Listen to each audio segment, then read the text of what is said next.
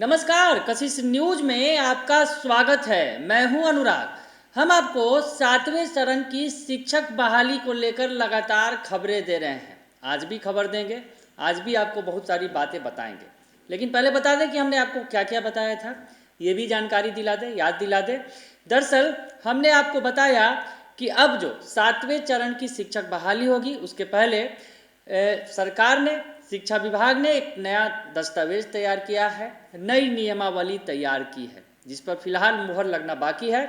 उस नियमावली के तहत हमने जो आपको बातें बताई थी, दरअसल वो भी बता दें आपको कि क्या कुछ इसमें प्रावधान किया जाना है। दरअसल ये अंदर की बातें हैं और सूत्रों के हवाले से हमने आपको बताया था कि ये व्यवस्था पूरी तरह सेंट्रलाइज की जा रही है और अब जो है ऑनलाइन आवेदन लिए जाएंगे। पहले ये आवेदन अलग अलग प्रखंडों या फिर अलग पंचायतों या फिर नगर निगमों के जरिए लिए जाते थे, तो अब ये व्यवस्था सेंट्रलाइज होगी और एक ही जगह आवेदन देना होगा और ऑनलाइन आवेदन होगा और सेंट्रलाइज व्यवस्था के तहत ही अब जो अभ्यर्थियों का चयन किया जाएगा शिक्षक के तौर पर। तो व्यवस्था निश्चित तौर पर ये तो तय है कि सेंट्रलाइज व्यवस्था होगी और ऑनलाइन होगी और इसमें जो भूमिका होती थी खास करके पंचायती राज संस्थाओं की, यानी मुखिया हुए, सरपंच हुए या फिर नगर निगम में मेयर हुए, इन तमाम लोगों की भूमिकाएं सीमित हो जाएंगी, बल्कि यूँ कहें ख़त्म हो जाएंगी और अब आपको केवल वो जो नियुक्ति पत्र ही थमाएंगे। उसके अलावा एक बात और हमने बताई थी आपको कि ये व्यवस्था भी की जा सकती है कि जो डोमिसाइल का मामला है, दरअसल जो बाहरी अभ्यर्थी होते हैं जो बिहार में आवेदन करते हैं, उन्हें भी शायद इस बार मौका नहीं दिया जाएगा। तो इस बात की जो हमने जो जानकारी आपको दी थी, ये सूत्रों के हवाले से हमने आपको बताया है। ये लगातार बताने की कोशिश कर रहे हैं कि क्या कुछ हो सकता है, क्योंकि घड़ी भी अब नज़दीक आ रही है। जैसा कि सरकारी गतिविधियां बढ़ गई हैं, खबरें मिल रही हैं कि सरकार अब इसके लिए काफ़ी तेज़ी से कार्य कर रही है और शिक्षा विभाग जो आवश्यक कदम है वो उठा रहा है। नया दस्तावेज तैयार है, हालांकि इस पर मुहर लगनी बाकी है शिक्षा मंत्री की, उसके बाद कैबिनेट की मुहर लगेगी, वित्त विभाग की उसके पहले मुहर स्वीकृति मिलनी ज़रूरी है। तो ये तमाम प्रक्रियाएं फ़िलहाल बाकी हैं और इन प्रक्रियाओं में कुछ समय ज़रूर लगेगा, लेकिन ये उम्मीद की जा रही है कि अगले कुछ महीनों में जो ये नियुक्ति की प्रक्रिया शुरू कर दी जाएगी। तो ऐसे में हम आपको ये बता रहे हैं कि कुछ महीने अब हैं, रह गए हैं शेष, तो ऐसे में आपको भी अपनी तरफ से तैयारी कर लेना ज़रूरी है। आखिर जो इस नियुक्ति प्रक्रिया के तहत जो आपको दस्तावेज चाहिए क्या क्या हैं, कौन कौन से दस्तावेज हैं, और उनकी तैयारी कर लेना ज़रूरी है, क्योंकि नियुक्ति प्रक्रिया जब शुरू हो जाएगी और दस्तावेज अगर कम होंगे तो शायद आप नियुक्ति से वंचित रह जाएंगे। ऐसे में आज हम आपको बता रहे हैं कि आखिर क्या क्या ज़रूरत पड़ेगी इस नियुक्ति के वक्त में, और आप अभी से तैयार हो जाइए। नियुक्ति जो शिक्षक बहाली की 7वें चरण की जो प्रक्रिया है, तो इसके तहत आज हम आपको यही बताने जा रहे हैं कि दरअसल जो प्राथमिक शिक्षकों की बहाली बड़े पैमाने पर होनी है 1 से 8 तक। इसमें 2 वर्ग होते हैं, 1 से 5 और 6 से 8। तो ये बेसिक ग्रेड और स्नातक ग्रेड 2 भागों में विभक्त होता है।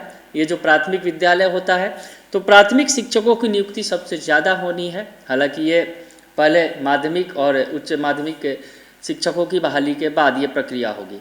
तो ये प्रक्रिया हम आपको समझाने की कोशिश कर रहे हैं, चाहे कोई भी शिक्षक की बहाली का मामला हो, मसला हो। तो ऐसे में क्या कुछ आपको ज़रूरत पड़ेगी, क्योंकि आपको अभी तैयारी कर लेना ज़रूरी है और अब समय कम रह गया है, जैसा कि उम्मीद जताई जा रही है, जैसा कि लग रहा है, क्योंकि जिस तरह से नई नियुक्ति नियमावली तैयार की गई है तो उसके बाद ये प्रक्रिया तेज़ हो गई है और सरकार पर भी दबाव है, क्योंकि जिस तरह से विरोध प्रदर्शन भी हो रहे हैं, लगातार 7वें चरण की बहाली की मांग उठ रही है। तो ऐसे में सरकार अब संभवतः इसे जल्द से जल्द जारी करने जा रही है। तो हम आपको बताएं कि क्या क्या डॉक्यूमेंट्स चाहिए, कौन कौन से दस्तावेज चाहिए।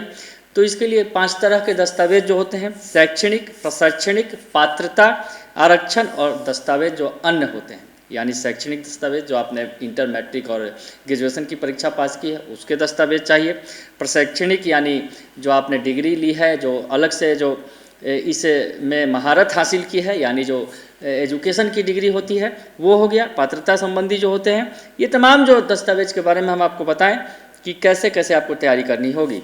तो आपको जो शैक्षणिक दस्तावेज की बात करें, जो शैक्षणिक दस्तावेज के तहत मैट्रिक की परीक्षा का मैट्रिक, इंटर और ग्रेजुएशन, इन 3 परीक्षाओं का प्रवेश पत्र, अंक पत्र और मूल प्रमाण पत्र यानी एडमिट कार्ड, मार्कशीट और सर्टिफिकेट रख लेना होगा, तैयारी कर लेनी होगी, क्योंकि अब बहाली की प्रक्रिया अब जल्द निकलेगी और शुरुआत होगी, तो ऐसे में दस्तावेज़ों की आवश्यकता होगी। तो हम आपको बता रहे हैं कि मैट्रिक, इंटर और ग्रेजुएशन का जो दस्तावेज है, दरअसल जो बेसिक ग्रेड और स्नातक ग्रेड, तो स्नातक ग्रेड में स्नातक के जो योग्यता भी चाहिए, तो ऐसे में इन दस्तावेज़ों की ज़रूरत होगी। मैट्रिकुलेशन, इंटरमीडिएट और ग्रेजुएशन का प्रवेश पत्र यानी एडमिट कार्ड, अंक पत्र यानी मार्कशीट और मूल प्रमाण पत्र यानी सर्टिफिकेट आप रख लें अपने पास। अगर आपके पास मूल प्रमाण पत्र नहीं है तो आप औपबंधिक प्रमाण पत्र का उपयोग कर सकते हैं, लेकिन डॉक्यूमेंट का जब वेरिफिकेशन होगा तो उस वक्त आपको मूल प्रमाण पत्र देना होगा। और बेसिक ग्रेड में स्नातक संबंधी प्रमाण पत्र केवल बीएड डिग्रीधारी अभ्यर्थियों के लिए ही आवश्यक होगी। तो ये तमाम बातें आपको हम जानकारी इसलिए दे रहे हैं क्योंकि अब लगता है कि प्रक्रिया काफ़ी नज़दीक है। हालांकि इसमें कुछ महीनों का वक्त लगेगा जैसा कि खबरें हैं, लेकिन दस्तावेज तैयार कर लिया गया है, जो नई नियमावली है वो तैयार कर ली गई है। हालांकि इस पर अभी मुहर लगनी बाकी है। तो हम आपको बता रहे हैं कि वो डॉक्यूमेंट्स जो आपको ज़रूरी होंगे, तो जो प्रशैक्षणिक दस्तावेज की हम बात कर रहे थे उसमें प्रवेश पत्र, अंक पत्र और मूल प्रमाण पत्र, ये दस्तावेज आते हैं। एडमिट कार्ड, मार्कशीट और सर्टिफिकेट, ये जो है आवेदन करते समय अगर मूल प्रमाण पत्र नहीं है तो आप औपबंधिक दे सकते हैं। प्रशैक्षणिक दस्तावेज की हम बात कर रहे थे। पात्रता संबंधी दस्तावेज जो ये काफ़ी ज़रूरी है, हालांकि ज़रूरी तो सब है। शिक्षक पात्रता परीक्षा यानी टीईटी, एसटीईटी, बीटेट, सीटेट, जो तमाम अभ्यर्थी हैं वो अपना दस्तावेज दुरुस्त कर लें। बीटेट, सीटेट और उसके अलावा जो बेसिक और स्नातक ग्रेड दोनों के लिए अलग अलग पेपर जो आयोजित किए जाते हैं, और बेसिक ग्रेड वाले को पेपर 1 और स्नातक ग्रेड वाले को पेपर 2 उत्तीर्ण करना होता है। तो ये जो सीटेट वाली, बीटेट और ये तमाम जो डिग्री हैं, इसका जो बेसिक ग्रेड के लिए शिक्षक पात्रता परीक्षा पेपर 1 का अंक पत्र, प्रवेश पत्र और मूल प्रमाण पत्र यानी एडमिट कार्ड, मार्कशीट और सर्टिफिकेट, ये तीनों चाहिए।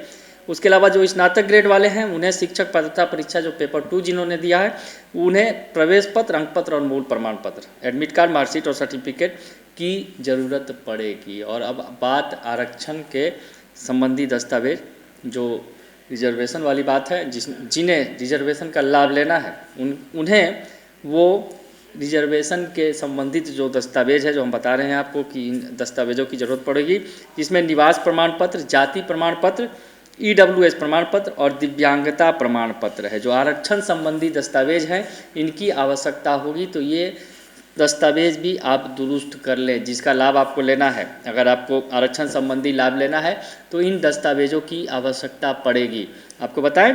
और उसके अलावा अन्य दस्तावेजों की अगर बात करें तो Aadhaar card, passport photo, mobile number, इन तमाम चीज़ों को भी आपको रखना होगा और वो जानकारी वहाँ साझा करनी होगी।